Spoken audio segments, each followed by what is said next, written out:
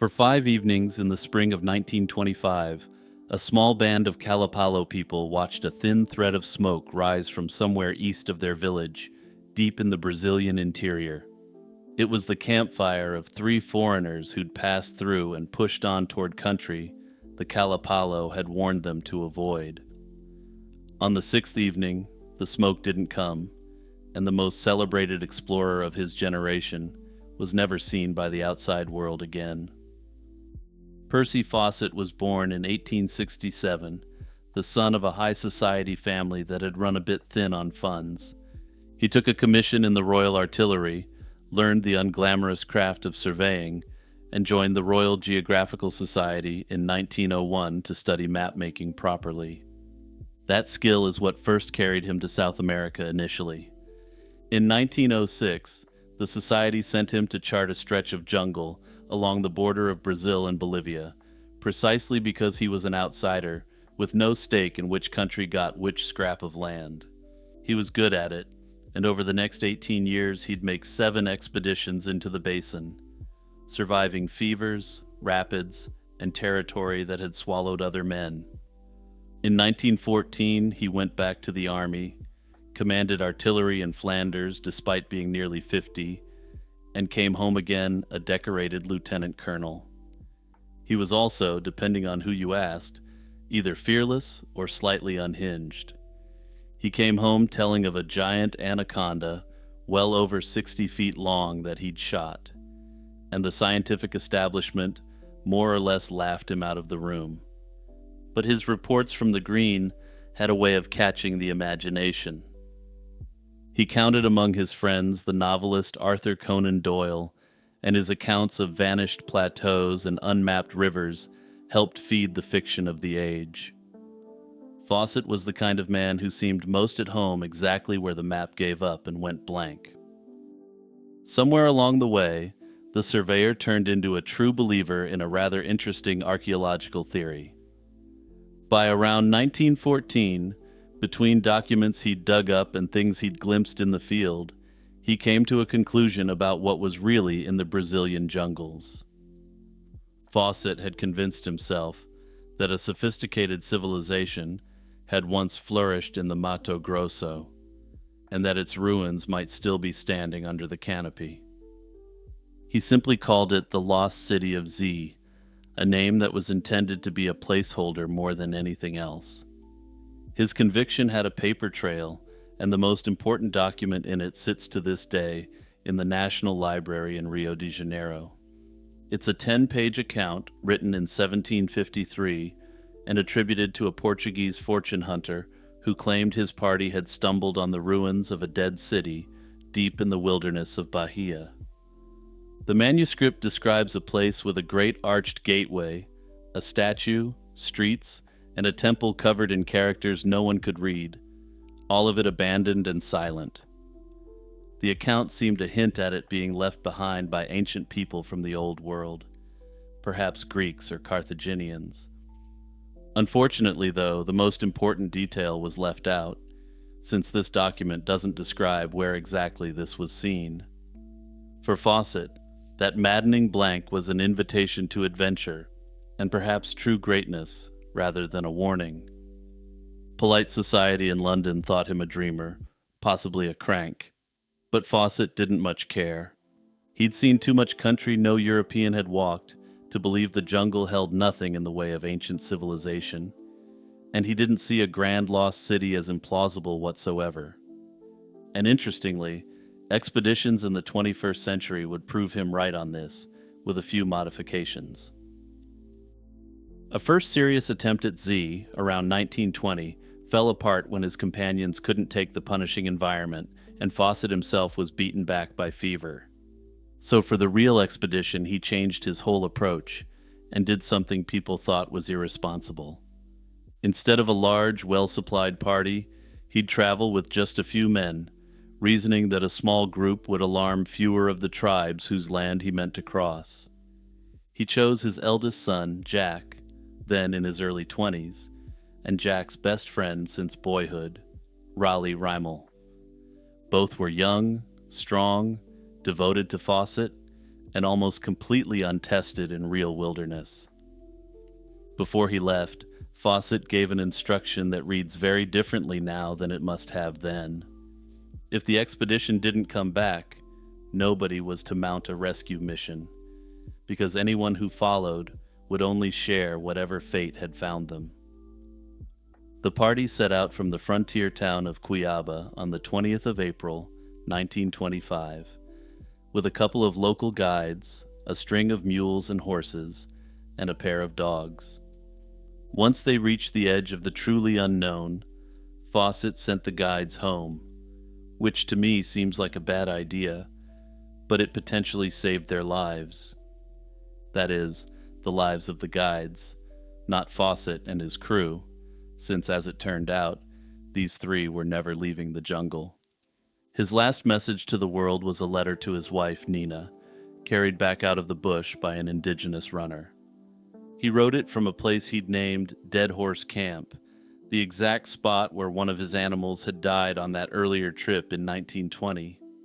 Surprisingly, given the rather dark name of the place where the expedition was stopped, the tone was almost cheerful. He told her the three of them were about to vanish from civilization until the following year, and that she shouldn't fear any failure. It was dated the 29th of May, and then, sometime after that, the relentless green of the jungle closed over them. At first nobody panicked because Fawcett had told them not to, and he'd warned it might be a year or more before word came. But a year passed, and then another, with nothing whatsoever from the small crew. In January 1927, almost 2 years after that final letter, the Royal Geographical Society formally accepted that its famous member was lost. There was one strange detail in the paper trail that was left behind. The coordinates that Fawcett gave for that ominous-sounding camp in his final letter home didn't match the actual coordinates of where it was located.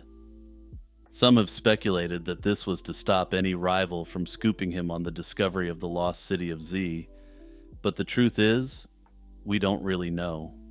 What little we have of those final days comes from the Kalapalo, among the last people to see the three men alive. By their account, the explorers stayed a while amongst these indigenous people, and then headed east. The Kalapalo told them plainly that fierce tribes held the country ahead, and that going on meant they'd be slaughtered, but Fawcett went on anyway. And then there was the smoke, 5 evenings of it all observed by the Kalapalo, before they stopped seeing any signs of the crew. Whether the tribal people located further in were actually dangerous, or whether this was just how the Kalapalo perceived outsiders, isn't known. Evidently, Fawcett didn't think they were, though given that he was dealing with people who had never directly been in contact with Westerners, this was an educated guess at best. For all Fawcett's warnings not to come looking, the world couldn't leave the missing men alone. The disappearance became an obsession in its own right, and a strange parade of men went looking for him. A couple of years on, one expedition came back claiming to have pieced together evidence of Fawcett's end, though the story didn't hold up under scrutiny. A few years later, a young Englishman, Peter Fleming, led another well-publicized hunt into the region. If there's a reason that name sounds slightly familiar, he was the brother of the man who'd later invent James Bond. As an interesting historical side note, Peter Fleming is largely forgotten today, but during his time, he was an international celebrity. Ian Fleming, for his part, was introduced to the world as the younger brother of Peter Fleming, and would be known as such for the majority of his life, but I digress. Most of these Brazilian ventures found only hardship and the occasional relic that turned out to mean nothing. A nameplate surfaced with one tribe and a surveying instrument turned up with another, which seemed to indicate Fawcett and his crew may have died amongst those tribes. However, upon further investigation, both had been left behind before the final march, likely handed over as gifts to ensure goodwill. As late as 1979, a signet ring said to be Fawcett's surfaced for sale in a shop in Brazil, though whether it actually belonged to him isn't clear. The theories about what actually happened piled up, and none of them can be proven. The grimmest reading is that the tribes ahead made good on the warning from the Kalapalo and eliminated the expedition. Another theory, put forward by one explorer who knew the region well, argued that Fawcett had simply broken the rules of survival there. He brought along too few men, and worse, he had no meaningful gifts to offer hosts who expected them, an insult that could prove fatal. The tribes in the region practiced a formalized gift-giving ceremony, where both the host and the guests were expected to exchange goods as a sign of friendship. Receiving a lavish gift and handing over junk from the expedition in return could have landed the men in hot water. Given that he had been handing out nameplates and surveying equipment previously, this does seem to suggest the gifts weren't quite up to par. A companion from Fawcett's earlier journeys believed something perhaps even more tragic. Rather than running afoul of cultural norms in the region, he believed that Fawcett and his party simply fell ill and perished in the bush. And then there's the theory that unsettles people most, because of how weird it is. Decades later, someone who'd studied Fawcett's private papers suggested the colonel may never have intended to come home at all. He claimed that the whole lost city of Z was a cover for a mystical plan to found a hidden settlement in the jungle, built around his own peculiar beliefs about his son's powers. Whether there's any truth to that, we'll likely never know, but it may explain why he only brought his son and his son's friend along when the expedition clearly called for more men. For most of a century, Fawcett was filed away as a deluded explorer who was chasing a fairy tale. Then, archaeologists started digging in the very region he'd been heading toward and found something extraordinary. Beneath the forest lay the traces of a place now called Kuhikugu. Not one ruin, but a network of ancient settlements, linked by broad, straight roads. The area was ringed by defensive ditches and wooden palisades, dotted with plazas and surrounded by orchards and managed groves. At its height, more than 1,000 years ago, this extremely large complex was home to tens of thousands of people across over 24 villages. It was a genuine civilization, planned and populous, exactly the sort of thing the experts of Fawcett's time had sworn the Amazon could never have supported. That said, it wasn't a city of marble arches, and it didn't fit the description of the place in that old manuscript. Fawcett had the details wrong, but on the thing that mattered, the existence of a lost world hidden under the canopy, he turned out to be closer to right than the men who mocked him. The jungle that swallowed Fawcett had been keeping, all along, almost exactly the kind of secret he gave his life to find. Hey everyone, it's Jimmy with my usual reminder to hit the notification bell and the subscribe button. Also, don't forget to check out the Patreon or the membership if you're in the mood to take your support for my channel even further. On the morning of December 10th, 1968, on the western outskirts of Tokyo in Fuchu, a single individual pulled off what many consider to be the most audacious robbery in Japanese history. Without firing a shot, without injuring a soul, and without ever being identified, one person managed to steal nearly 300 million yen from 4 bank employees. Adjusted for inflation, that haul would be worth somewhere in the range of $9 to $10 million today. It's the kind of crime that sounds like it belongs in a movie, and in fact, it's been turned into several. However, despite the apparently non-violent nature of this crime, it would, as I'll explain, eventually claim the lives of 4 people. But before the decades of obsession came the crime itself, and to understand how it happened, you need to understand the Japan of the late 1960s. Japan was in the thick of its economic miracle. Companies were booming, factories were running at full capacity, and workers were being rewarded handsomely for their efforts. Twice a year, Japanese companies distributed bonuses to their employees, a tradition stretching back to the Edo period. The winter bonus, typically paid in December, was an especially significant one. For Toshiba's factory workers in Fuchu, that bonus amounted to roughly 294 million yen. On this particular December morning, 4 employees of the Nippon Trust Bank were tasked with delivering that cash by car to the Toshiba plant. The money sat in 3 metal cases in the trunk of a black Nissan sedan. It was a routine delivery in a cash-heavy economy where bank transfers weren't yet the norm for large corporate payroll distributions. What made this robbery possible wasn't just the thief's nerve. It was the groundwork that had been laid in the days and months before. Between April and August of 1968, someone had sent 9 threatening letters and extortion demands to the Tama Agricultural Co-op in the same general area. These letters demanded money and threatened bombings and arson. Then, on December 6th, just 4 days before the robbery, a branch manager received an ominous piece of mail. The letter demanded 3 million yen be delivered by a female teller to a specified location by the following afternoon, or the sender would bomb the bank and the manager's home. The bank didn't comply and instead contacted police, who dispatched around 50 undercover officers to stake out the drop-off point. The extortionist never showed, but the damage, in terms of psychological preparation, was done. The bank's employees were now primed to believe that a genuine threat existed. When the Nissan sedan set out on the morning of December 10th carrying the Toshiba bonuses, the staff inside were already on edge. Normally, only 2 employees would have accompanied such a delivery, but the recent threats had prompted the bank to double the escort. Importantly, handwriting analysis later confirmed that the threatening letters sent to the Tama Co-op and the letter sent to the bank manager were written by the same person.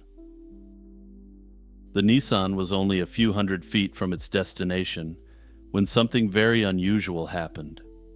A young man on a white police motorcycle, dressed in the uniform of a Tokyo Metropolitan Police officer, pulled alongside and signaled the car to stop. The location was a quiet stretch of road near the walls of Tokyo Fuchu Prison, a comparatively desolate location in the metropolis. The fake officer approached the vehicle and delivered a stunning piece of news that would have normally seemed unbelievable. He told the 4 bank employees that their branch manager's house had just been blown up and that police believed a bomb had been planted beneath their car as well. The employees, already anxious because of the recent threats, didn't question him, and they got out of the vehicle as fast as they could. The imposter then crawled beneath the vehicle, ostensibly to check for explosives. Moments later, smoke and flames erupted from under the car, and the employees, terrified, ran for cover. What they didn't realize was that the smoke came from a simple road flare the thief had ignited to sell the illusion.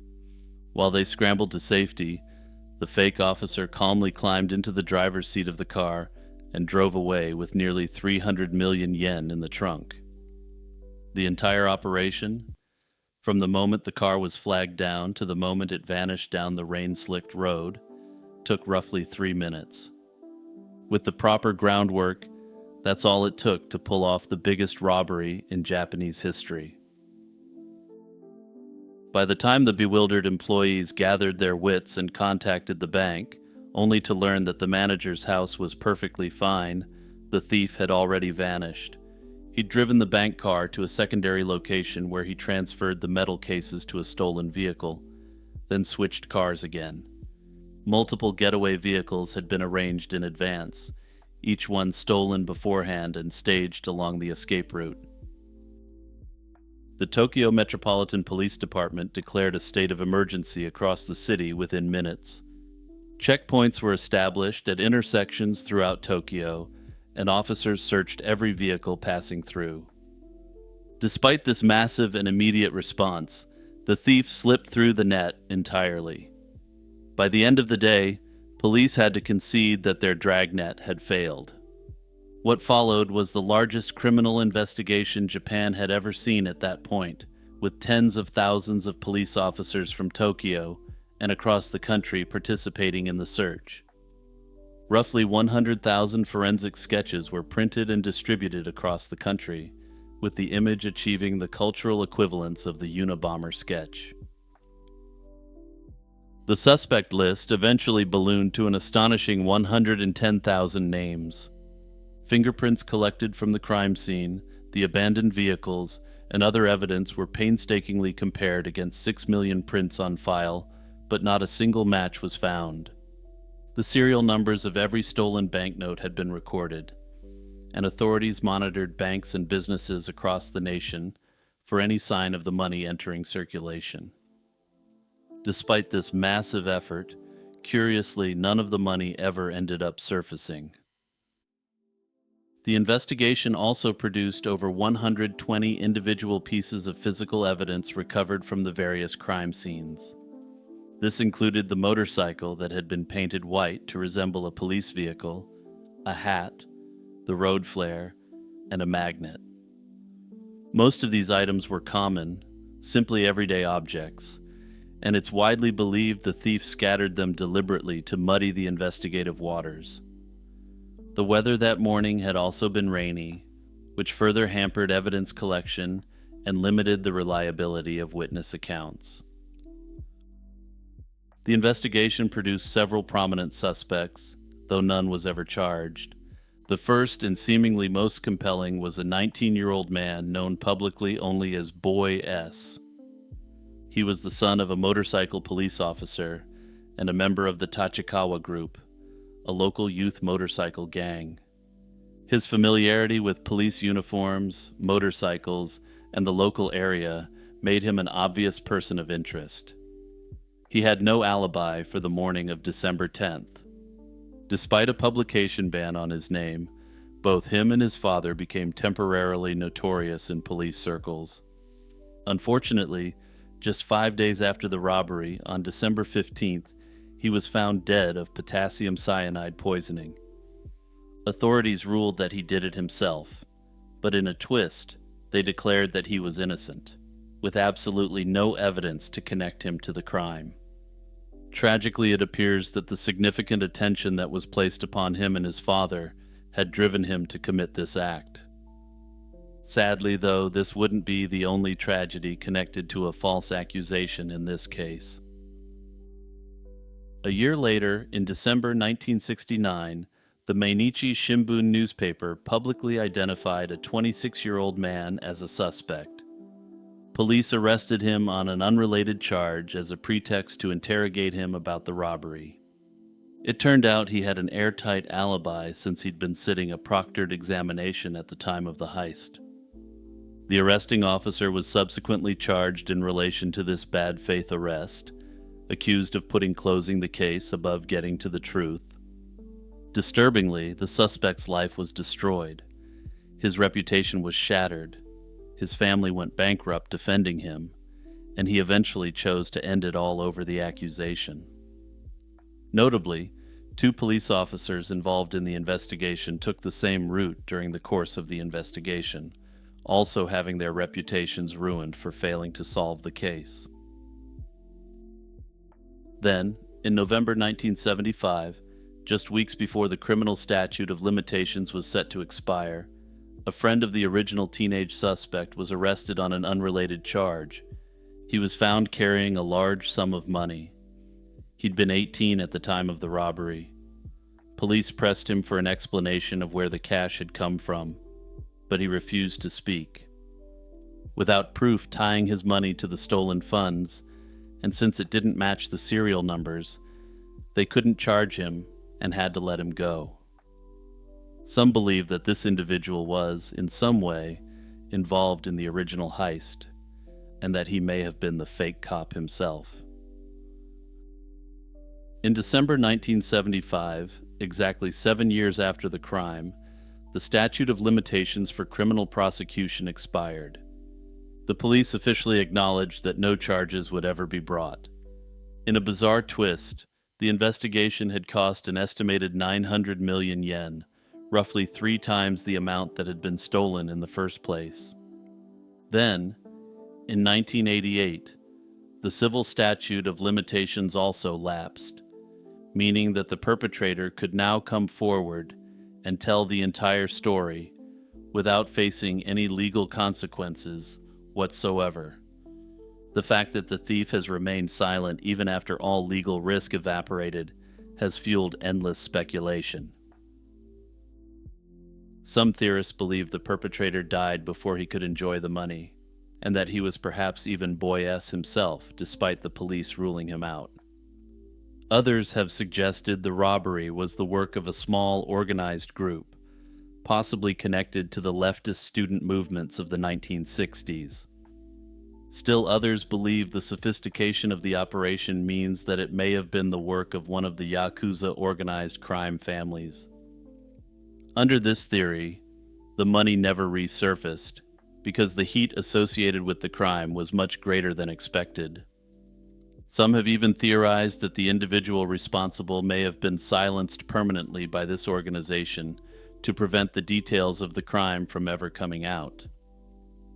Potentially more far-fetched ideas claim that it may have been an intelligence operation by North Korean agents, eager to get their hands on Japanese currency for foreign operations. Under this theory, North Korean agents may have used this money while abroad, posing as Japanese citizens. However, given that none of the stolen money ever re-entered Japan despite over half a century passing, this seems increasingly unlikely. There's a critical detail about this case that often gets overlooked. The robbery was, in a practical sense, victimless, even if the investigation itself wasn't. Nobody was physically harmed during the heist, and the Toshiba employees received their bonuses on time because the money was fully insured. The insurance company's own losses were covered through international reinsurance, meaning the financial impact barely registered domestically. But that hasn't stopped the case from becoming one of the most famous crimes in Japanese history. The robbery has inspired novels, manga, films, and television specials, with the earliest film version coming out in 1975. Notably, the crime has become embedded in Japanese popular culture, in much the same way that the D.B. Cooper hijacking has captivated the American imagination. And it makes sense because the parallels between the two cases are striking in many ways. Both involved lone perpetrators conducting extremely daring crimes for significant amounts of money, as well as a total absence of any meaningful resolution. There's a gap in one of the most important paintings in the history of Western art, and it's been there for over 90 years. The Ghent altarpiece, also known as the Adoration of the Mystic Lamb, was completed in 1432 by the brothers Hubert and Jan van Eyck. It's widely considered the first major oil painting in European art, a groundbreaking work that changed how artists thought about color, light, and realism. It sits today in St. Bavo's Cathedral in Ghent, Belgium, but if you visit and look at the lower left panel, what you're seeing isn't a Van Eyck original. It's actually a copy, and more interestingly perhaps, it's a copy by a man that some believe was in on the heist. The real panel, known as the Just Judges, was stolen on the night of April 10th, 1934, and it hasn't been seen since. The panel depicted mounted horsemen riding toward the altarpiece's central scene, where a lamb stands on an altar as a symbol of Christ's sacrifice. The figures are believed to include Duke Philip the Good of Burgundy and possibly the Van Eyck brothers themselves. What happened to it is one of the most tantalizing mysteries in art crime history, and despite decades of investigation, nobody's been able to solve it. On the morning of April 11th, 1934, a bell ringer arrived at St. Bavo's Cathedral to begin his daily rounds. After a few hours, he noticed the lock on the door to the chapel had been forced open. When he entered, 2 panels were missing from the altarpiece. the just judges from the interior side, and the painting of St. John the Baptist from the exterior. The panels had been set back to back in an oak frame braced with iron bars, and the entire double-sided unit was gone. It was roughly 5 feet tall and 1.5 feet wide, making it no small feat for anyone to remove in the dark. What followed was a disastrously bungled response, a master class in what not to do following a major art heist. News of the theft leaked immediately, and an estimated 1,500 members of the public flooded into the chapel, trampling through the scene and obliterating any forensic evidence.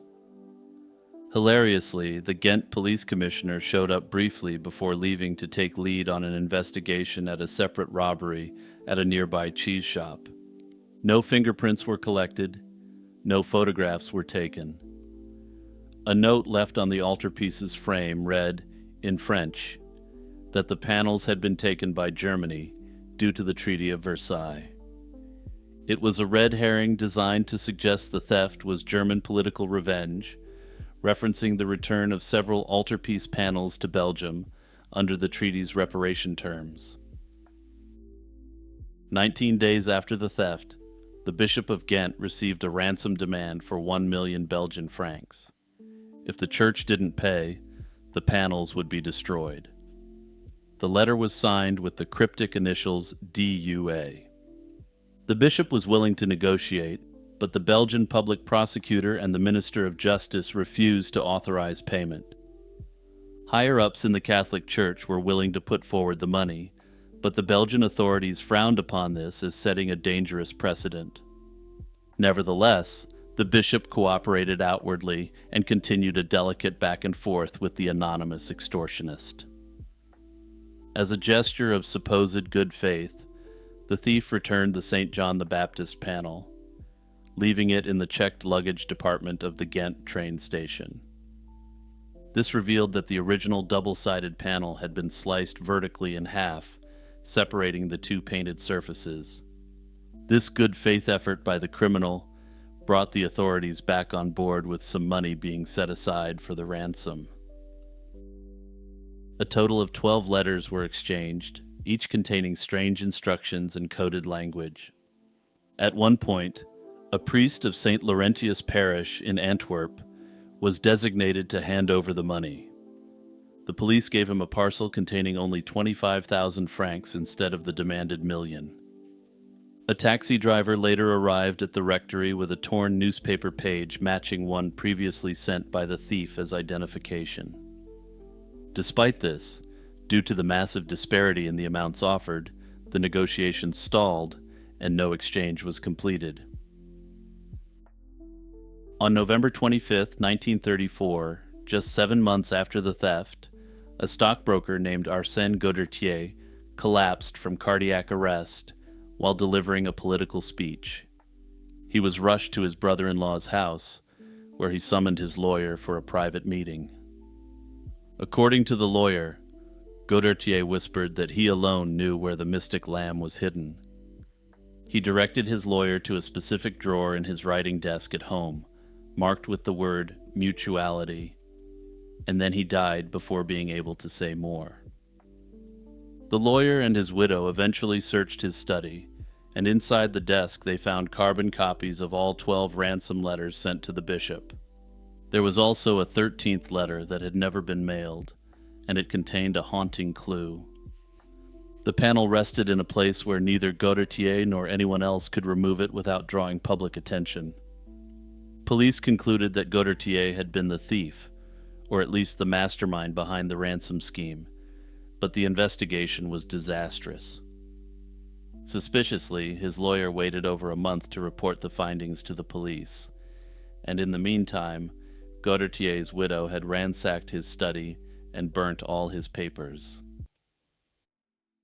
The case didn't end with Godertier's death, and if anything, it only grew stranger. One of the biggest questions is whether Godertier could have acted alone. He was an overweight man and suffered from poor eyesight, which would have made it extremely difficult to remove a large panel from a high position on the altarpiece in total darkness. The physical demands almost certainly required at least one accomplice, yet none was ever identified. Some investigators have pointed to two men named as possible accomplices, and here it gets weird again. Both of them died within weeks of Godertier, and police never conducted any investigation into their deaths. This suggests that someone may have put a hit out on the co-conspirators, with some believing that it may have been someone from within the police force itself. Then there's the question of motive, since Godertier was incredibly wealthy. He was worth more than 3 million Belgian francs in his accounts at the time of his death, so he clearly didn't need the money.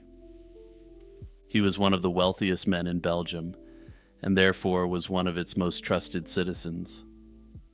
Also, as I was editing this, I realized this Simpsons reference is now probably quite obscure, so I feel the need to clarify that the line was actually a joke. And funny enough, as I was finishing this video up, I realized that my explanation was yet another Simpsons reference, but let's rally and get back on track. One hypothesis holds that he harbored a grudge against the Catholic Church because his father was ousted from a high-ranking civilian role in the church when he was young.